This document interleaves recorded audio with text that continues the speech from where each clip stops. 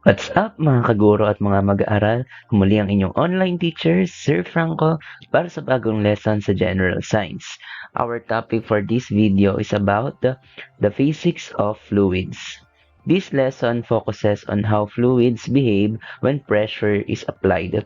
We will explore how fluids can transmit pressure and how this principle is used in real machines. Understanding fluid physics helps explain how heavy objects can be lifted using small forces. Ang fluids tulad ng tubig at langis ay may kakaibang katangian. Kaya nilang maglipat ng pressure. Sa lesson na ito, aalamin natin kung paano nagagamit ang pressure sa fluids para magpalakas ng puwersa, lalo na sa hydraulic systems na ginagamit sa machines. Here are the learning objectives for this lesson. Teachers may use this in crafting their lesson plan. Hindi lang natin ito aaralin bilang konsepto. Matututuhan natin itong ipaliwanag, computin at i-apply sa totoong machines tulad ng brakes, jack at hydraulic lifts. In this lesson, we will define key fluid concepts, explain Pascal's principles, and solve problems involving pressure. We will also examine how hydraulic systems use fluid pressure to improve the function and machines used in daily life. Now let's start with our part 1 of our lesson. By the way, this lesson is quite long, kaya maganda na maghanap kayo ng magandang pwesto habang nakikinig sa discussion video na ito. Our part 1 is about hydraulic systems and Pascal's principle. This lesson or part of this lesson can be discussed during the first meeting of the students. Let's define first important concepts related to our topic, and that is pressure. Pressure is the amount of force applied over a certain area. In fluids, pressure can be transmitted throughout the fluid, not just at the point where the force is applied. This property makes fluids useful in closed systems. Ang pressure ay hindi lang simpleng puwersa. Mahalagang tandaan na nakadepende ito sa laki ng area kung saan ina-apply ang force.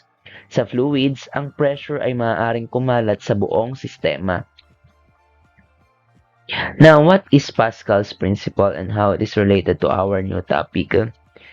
Pascal's principle state that the pressure applied to a confined fluid is transmitted equally in all directions. This means the pressure does not weaken as it travels through the fluid. This principle is the foundation of all hydraulic systems. This principle explains how hydraulic systems efficiently perform heavy tasks.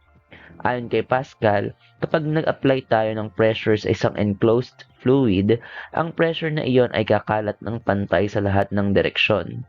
Ibig sabihin, hindi ito nababawasan habang nagtatravel sa loob ng fluid. Dahil dito, nagiging posible ang pagpapalakas ng puwersa sa mga hydraulic system. One best example that applies the Pascal principle is a hydraulic lift. In a hydraulic lift, a small force is applied to a small piston, creating pressure in the fluid. This pressure travels through the fluid and acts on a larger piston.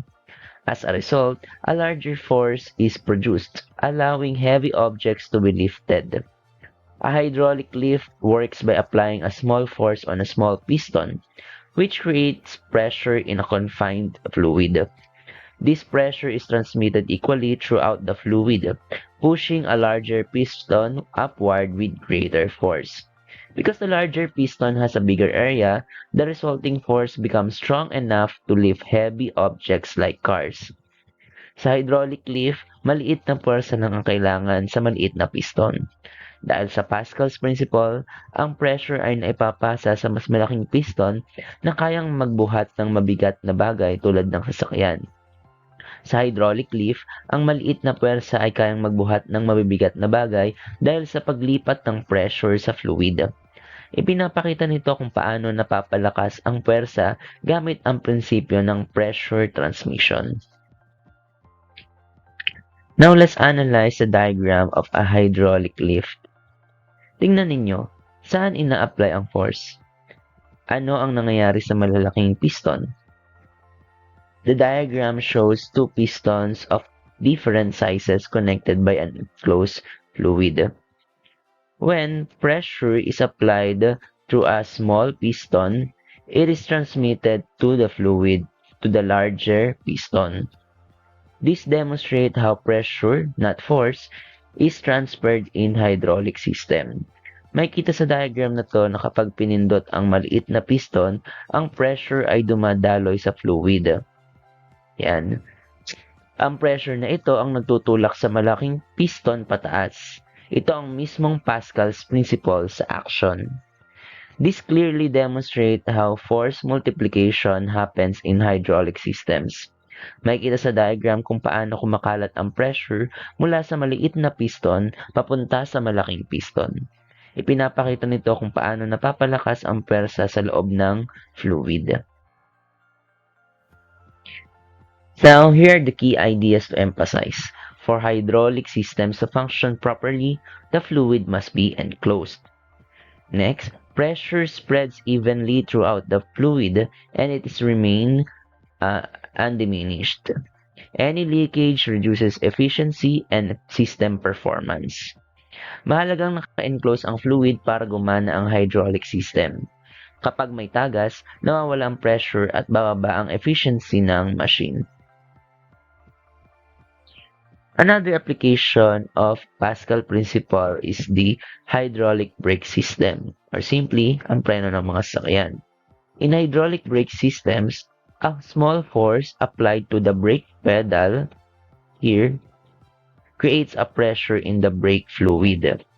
This pressure is transmitted to the brake pads, increasing the force applied to the wheels. This allows vehicles to stop effectively with minimal effort.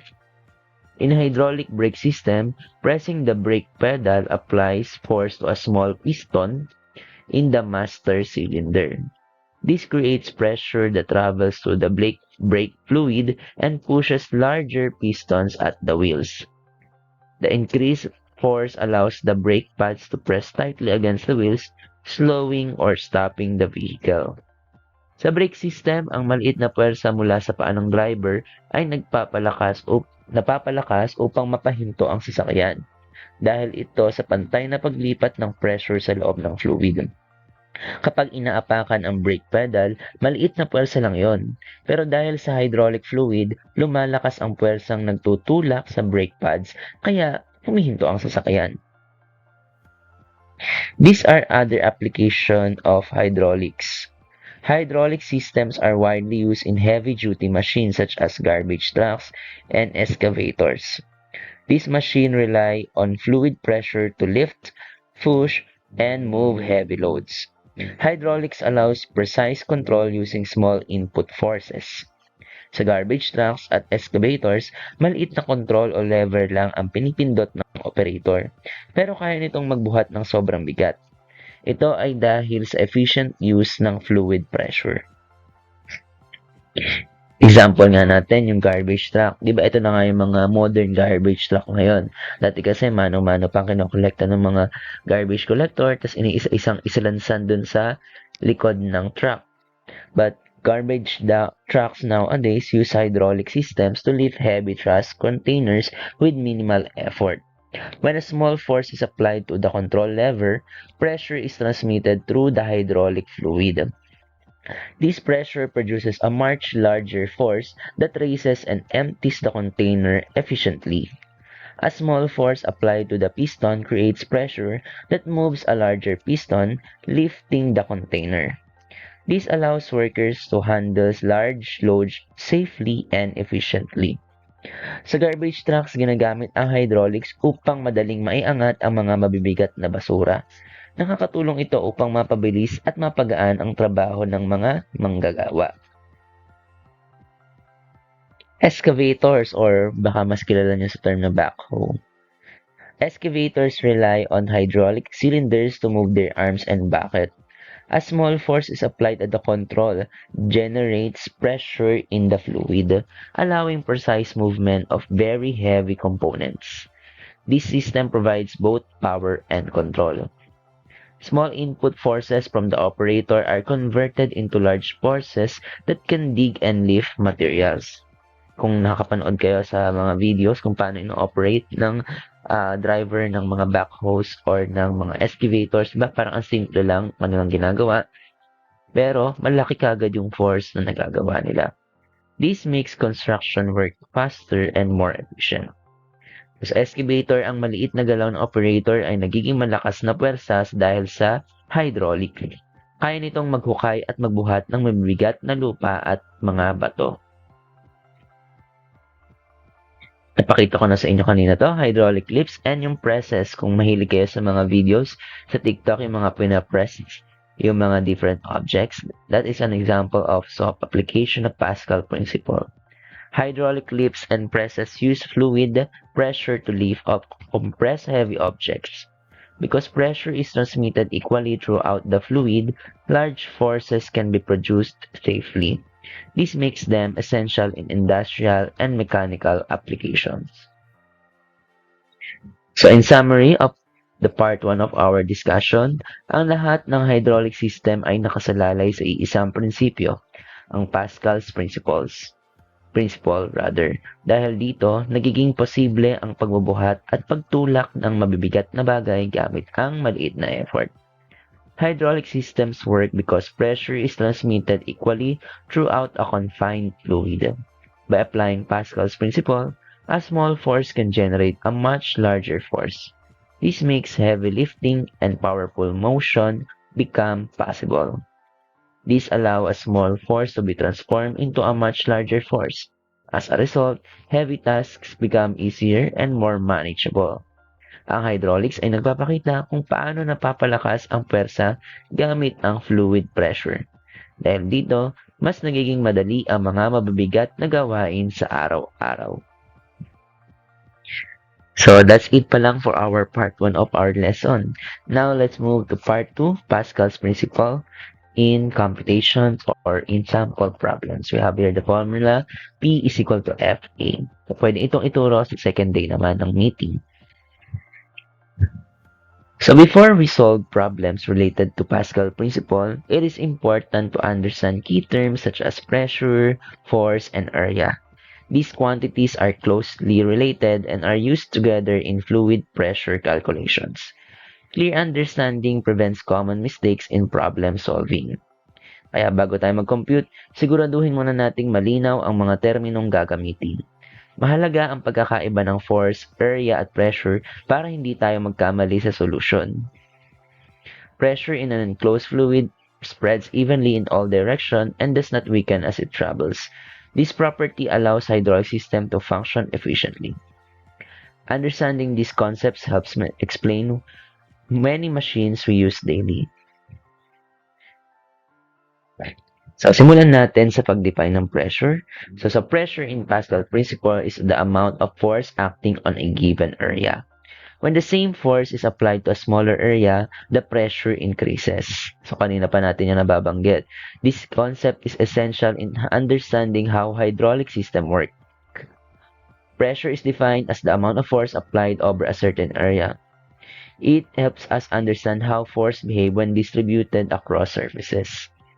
So, higher pressure can result from either greater force or smaller area. Ang pressure ay tumutukoy sa puwersang inililipat sa isang area. Mas tumataas ito kapag mas malakas ang puwersa or force o kaya naman mas maliit lang yung puwersa na dinadaanan niya. Force.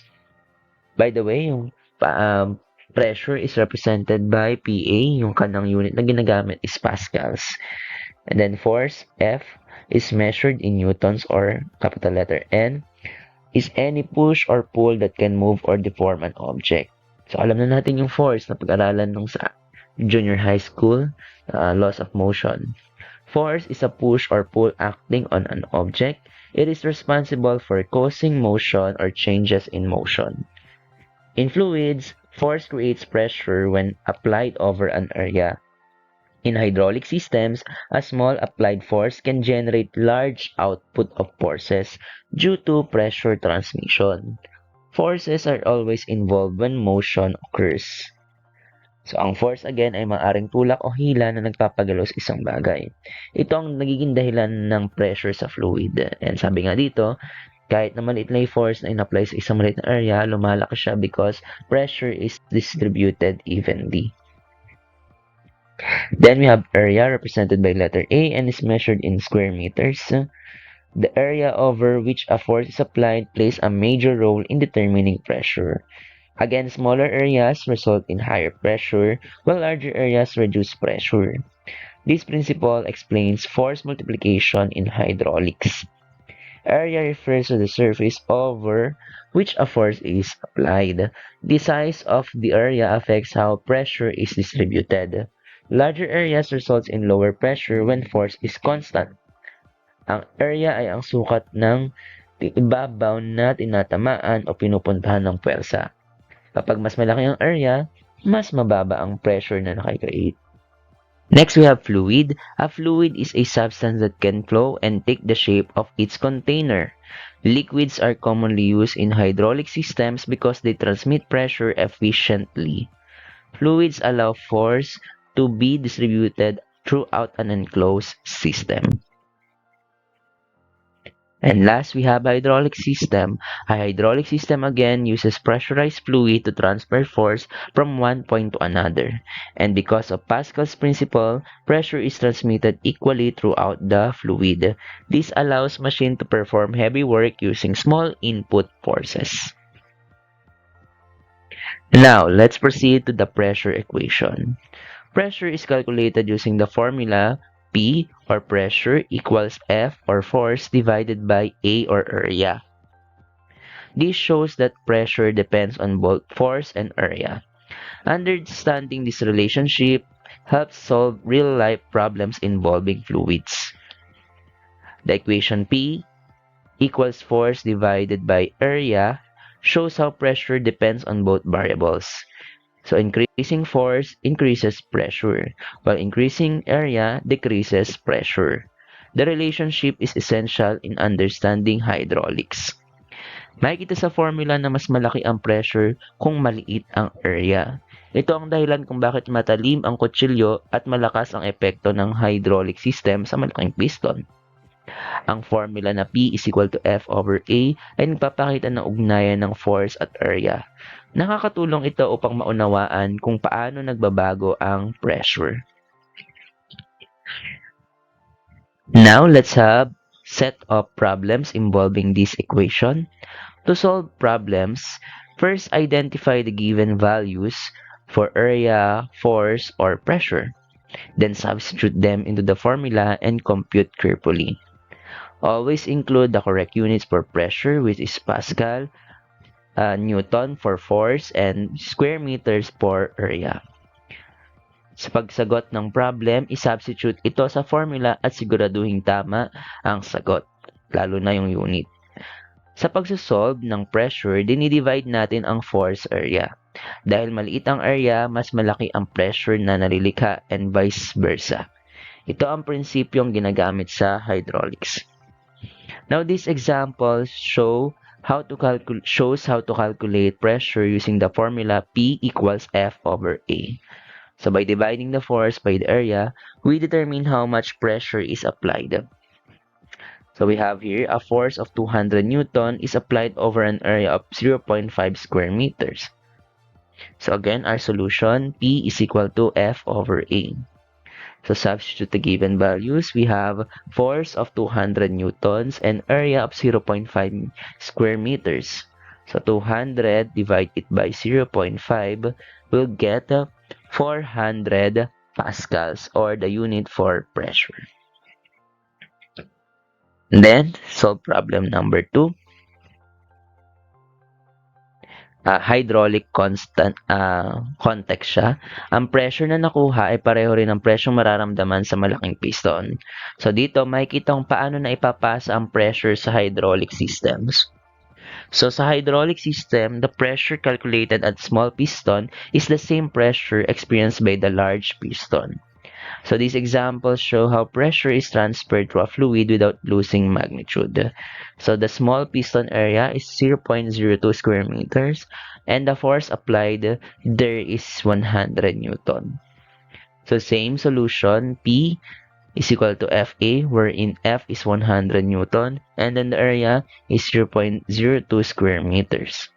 So 100 divided by 0.02 square meters will get 5,000 pascals. So there is a large pressure created because of small area. Sample problem number 3. So medyo lumayo naman tayo sa hydraulics. So we have here real life scenario, woman wearing heels. The weight, for example, or force applied by the woman is 600 newtons and the area of one heel is 0.001 square meters. So find the pressure exerted by each heel. So, dahil napakaliit ng area ng heel, tumataas ng malaki ang pressure na ibibigay sa sahig. Ito ang dahilan kung bakit mas nakakasira ng sahig ang high heels kumpara sa flat shoes. So, patunayan natin using the solution, P is equal to FA. So, our force, again, 600 newtons divided by 0.001 square meters.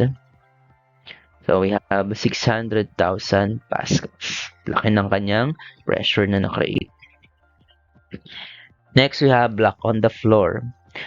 Here we have a pressure that is already given, which is 600 pascals, and an area of 0.5 square meters. So now we will find the force exerted by the block.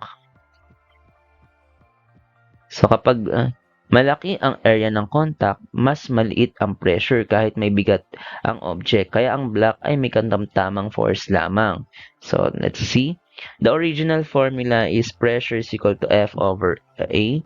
So we will rearrange the formula to get the force. So we'll perform triangulation of formula. Okay, so pamilyar tayo dyan. So F ang nasa itaas. So yung P and A will be multiplied. Substitute the given values. The pressure that we have earlier is 600 pascal and our area is 0.5 square meters. So multiplying them will give us a force of 300 newtons.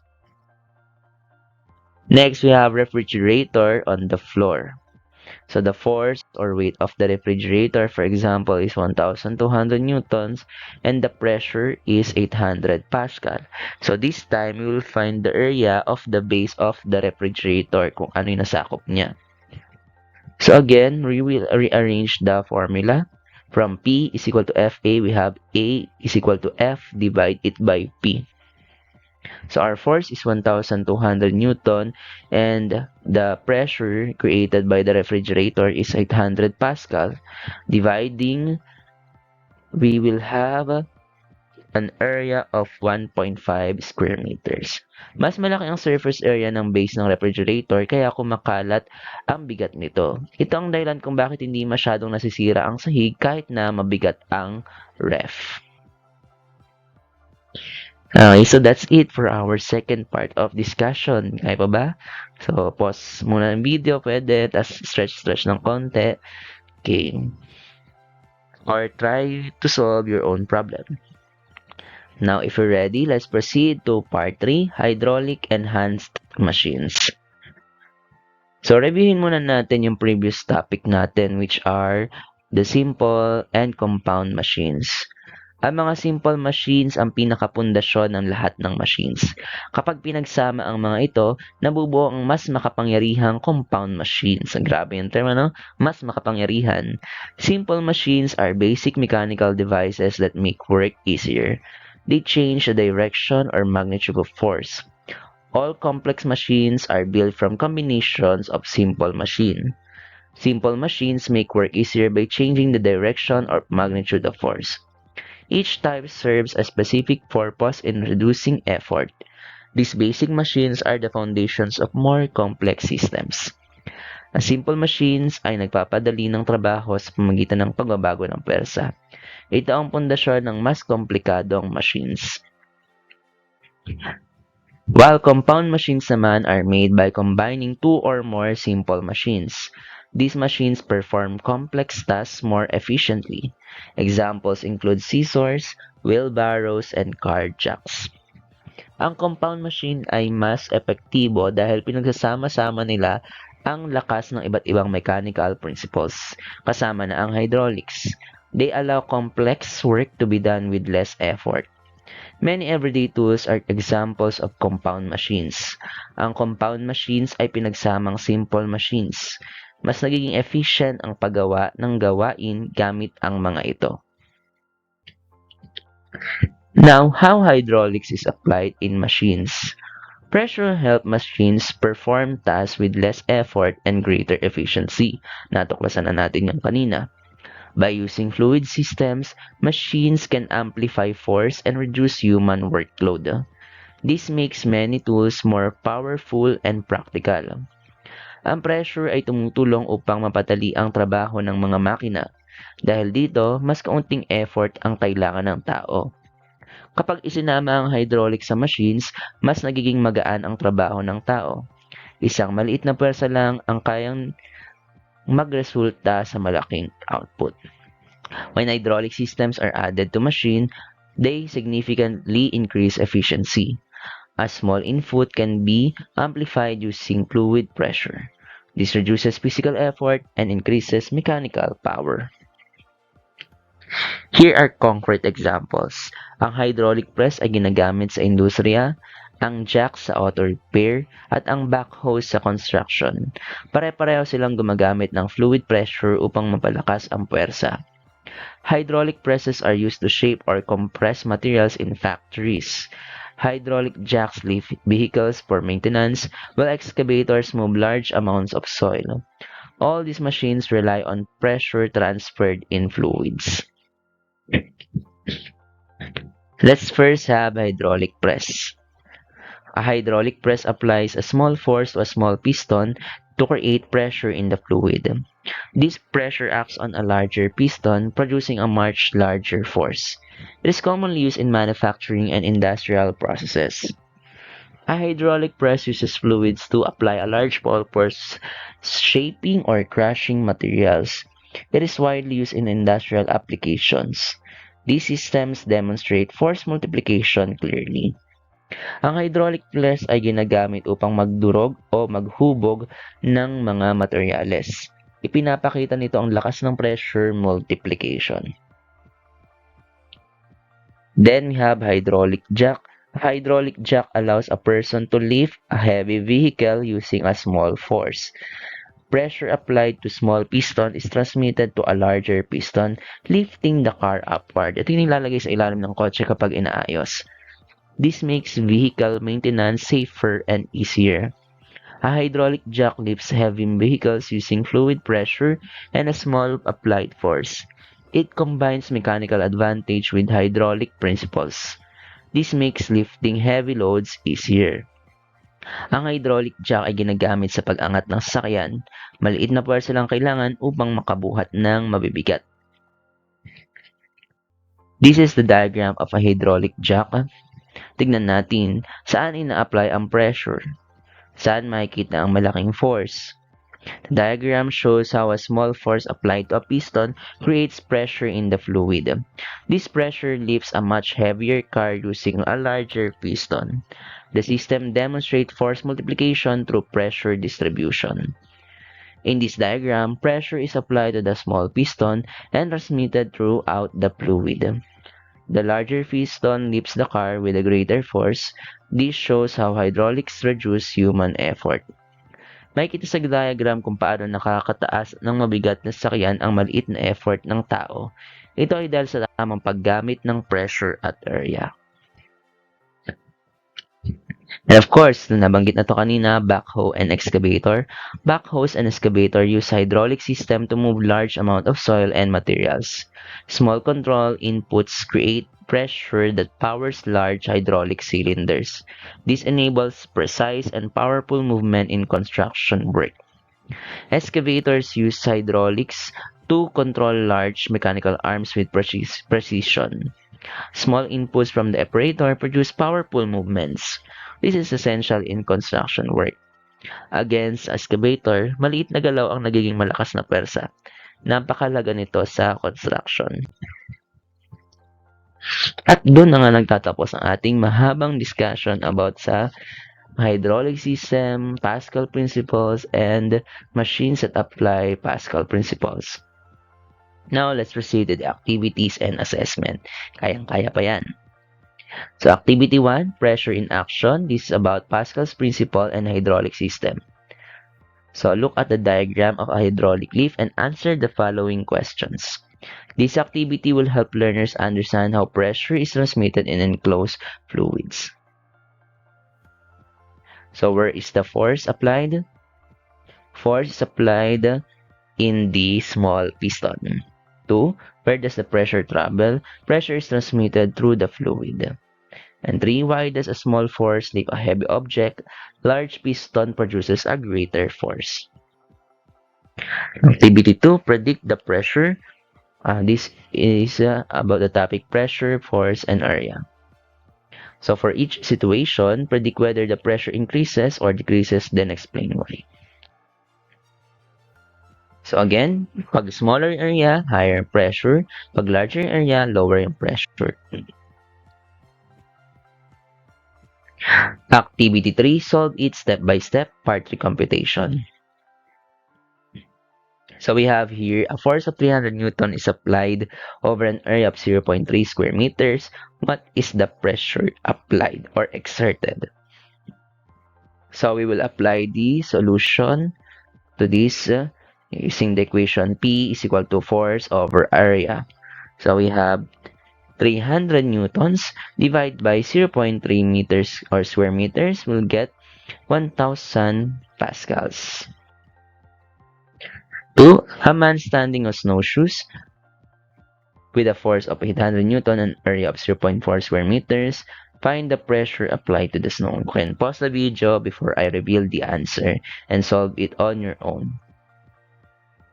So we have P is equal to FA. Our force is 800 Newton and then the given area is 0.4 meters square. So 200 or 2,000 Pascal will be calculated. Background, ginagamit ang snowshoes upang palakihin ang area ng contact. Kapag mas malaking area, mas maliit ang pressure kaya hindi lumulubog sa snow ang tao. 3. Suitcase on the floor. Pressure of the suitcase exerted on the floor is 4,000 Pascal and the area covered is 0.05 square meters. So find the weight or force of the suitcase. So we will use this formula. F is equal to P times A. P is 4,000 Pascals and area is 0.05 square meters. And multiplying that, you'll get 200 newtons. So kung alam ang pressure at area, madaling makuha ang force. Pinapakita nito na kahit maliit ang bagay, pwedeng malaki ang pressure kung maliit lamang ang pinakakatayuan niya. Then activity 4, machine match-up. So write how hydraulics helps each machine work. So we have garbage truck, how hydraulics help. So it lifts heavy loads with a small force. For hydraulic jack, precise movement control, and for excavator, it can be force multiplication. Then activity 5, analyze the machine, visual analysis of the diagram. So observe a hydraulic jack diagram and answer the following questions. Then activity 6, design like an engineer. Engineering application. So design a machine that uses hydraulic pressure, small force input, large force input, and explain the design by answering the following questions. Finally, nasa assessment na rin tayo. Number 1, which best describes Pascal's principle? C. Pressure is transmitted equally in all directions. 2. A hydraulic lift works because C. Pressure is transmitted through enclosed fluid. 3. Which change will increase pressure? So C, decrease area again, smaller area will create larger pressure.